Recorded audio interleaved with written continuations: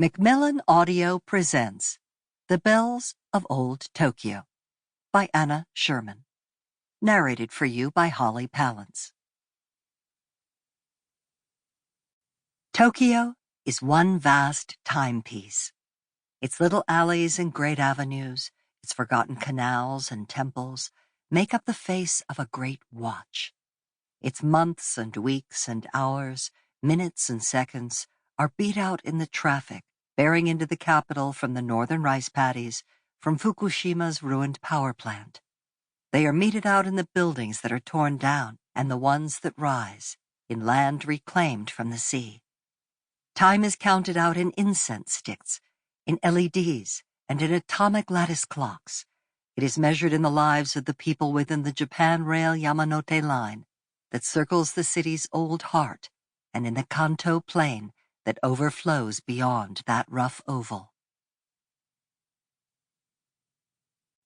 The Bells of Time.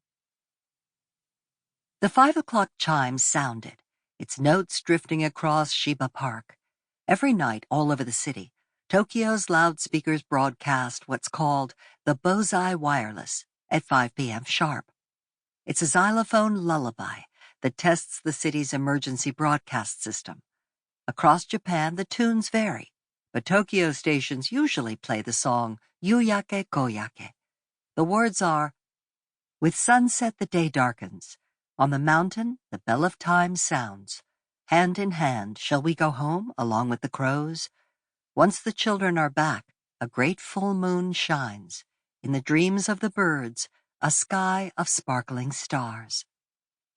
The evening loudspeakers weren't playing Yuyake Koyake, but something else.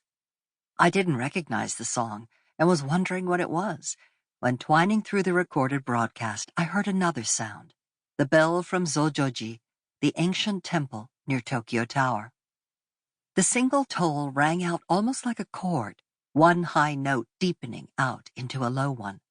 I followed the sound. Passing through the temple's triple gate, I could see the huge bell in an open stone tower, and the bell ringer in his dark indigo robes. He was very young. A thick robe of purple, red, and white threads dangled from the horizontal shumoku, the wooden bar used to ring the bell. The boy hung onto the cord, rocking the shumoku back a little, and then again before he slammed it like a battering ram into the green bronze bell. Dragging on the rope, the boy threw his entire weight backward, falling and falling until he was almost sitting on the tower's flagstones. Then the recoil drew him up again. The entire motion looked like a recording run backwards, a fall magically reversing itself. Japan is a country of bells. When I was little, someone gave me a Japanese wind chime, a flimsy thing shaped like an airy pagoda.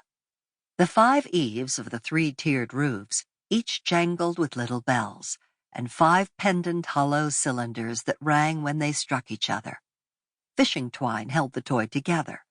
Maybe because the threads were clear, the wind chime always looked as if it were about to fly away from itself. No one ever hung it up, and eventually the lines tangled until their knots were snarled past straightening. The music would not come at all.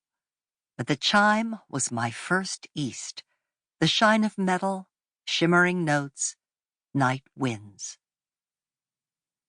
After the last toll, the ringer unhooked the multicolored cord and threw it over his shoulder and set off up a long flight of stairs until he disappeared into Sojoji's main hall.